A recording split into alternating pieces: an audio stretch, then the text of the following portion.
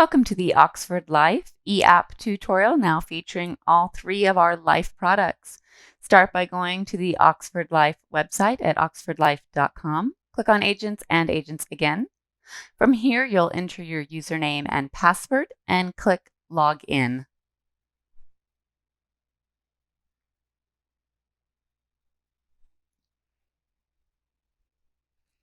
From the Agent portal, you'll go to the top, select My Tools and eApp Assurance. Here you'll select Start an Application. From here, you'll select the product. We have all three available through our eApp now, and State. At the bottom, you'll notice when you select the next button, it automatically saves your progress, and you can navigate through the sections by the section headers at the top. If you live in a state where a COVID addendum is required, have your client answer these questions. Enter your client's first and last name. Make sure you're using their legal names, their social security number, and date of birth. Double check these to make sure that they are accurate.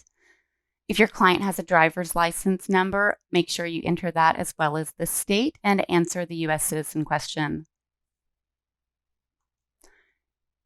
Enter the rest of their information, height, weight, NICU, and their primary care physician's information, as well as the last date they were seen by them and their patient ID if they know it.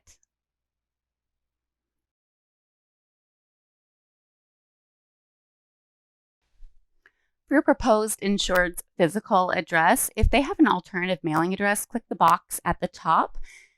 Otherwise, just enter their street address if that's where they receive mail. Do not enter a P.O. box into the street address.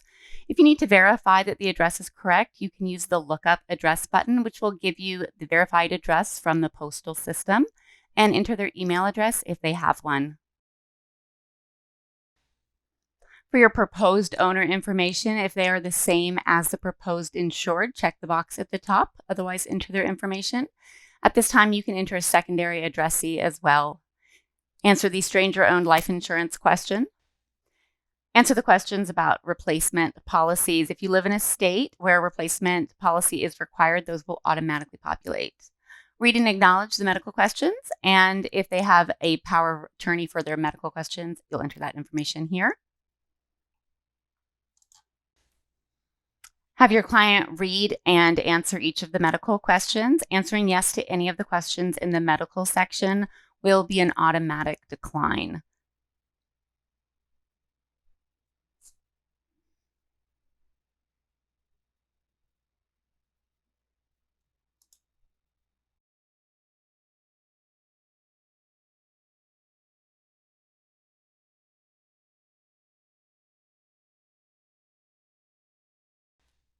For the coverage and premium amount, enter the face value amount that your client would like coverage for, and then select their payment method and mode. Once both have been selected, the estimated premium will automatically populate. Enter your client's bank account information, name, account type, routing, and account number. You can select an effective date, or you can use a Social Security date by checking the box, selecting which Wednesday your client would like to use, and the month. Make sure that when you select the month that you're still within the 45 days. Select policy delivery either by client portal to your client's email or by mail, and click the next button. On the payer page, select the box at the top if your proposed insured is the payer. If not, fill out the information. Primary beneficiary, you're going to select your beneficiary type from the drop-down. Enter as much information as you have, but make sure you have their first and last name and their relationship to the proposed insured, as well as the percentage. Percentages in each class, primary and contingent, must equal 100%. Select Save at the bottom to save the information. If you'd like to add a contingent, you go through the process the exact same way. Read the representations and acknowledgments with your client, and then you will need to make sure your replacement answers match your client's.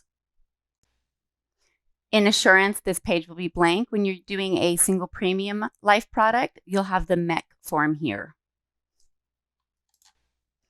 On the application review page, make sure that all of your answers are correct, that everything's mapped as it should. If you need to make any changes, you can navigate to those sections using the buttons below or the section headers at the top.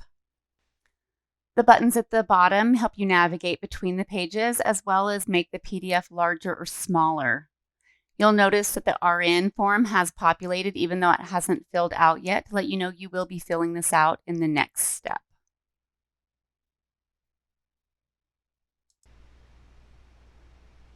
Here you'll enter the information for your client's replacement notice. It will automatically populate the correct replacement form for the state that you live in and the circumstances that you selected in the application. Fill out the information about who owns the policy that is being replaced and add the policy information. You'll need to indicate whether you're using this to replace or finance their new application. Make sure you enter why the policy is being replaced. And if your client does not want to have the notice read aloud to them, go ahead and check that box.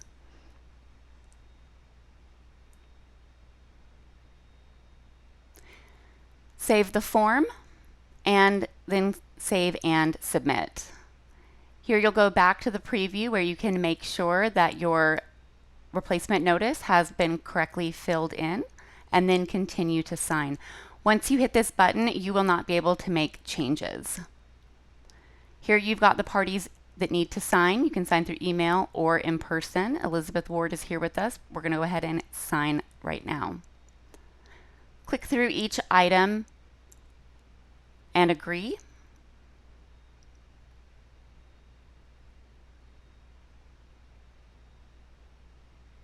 And then you'll need to enter the city it was signed in as well as the state. Your client can either type in their name or sign it using their fingertip or a stylus directly on your tablet or mobile device, or if you have a touch screen computer.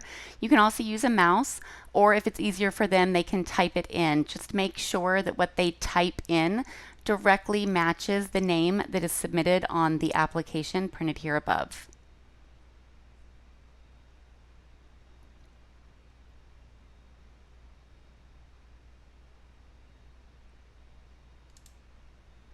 Your client will also need to add their initials. If they make a mistake, you can hit that clear initial button below and let them redo their initials.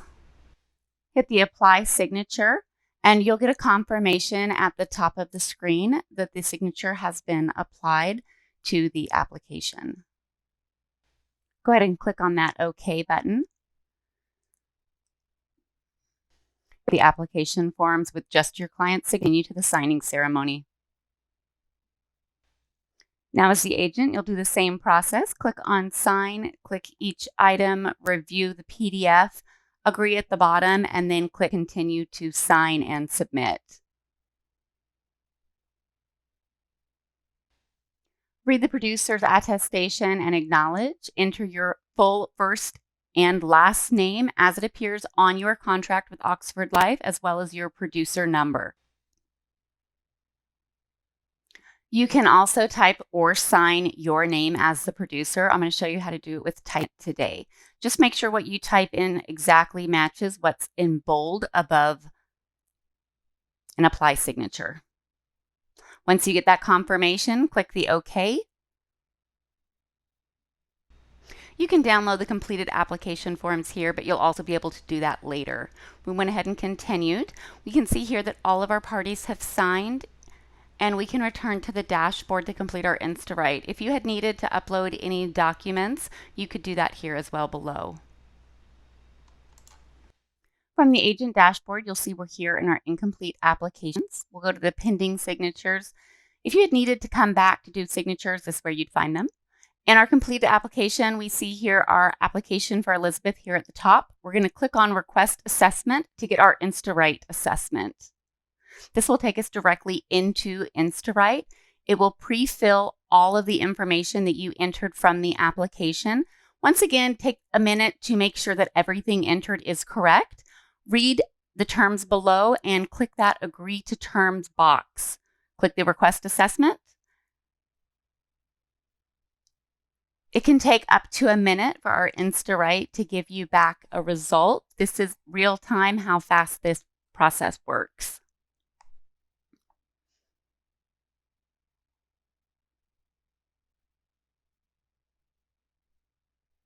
Once you've got the result, it takes you back to your dashboard. Here we see that Elizabeth has been approved. Congratulations. Thank you for joining us today as we go through our new Life eApp.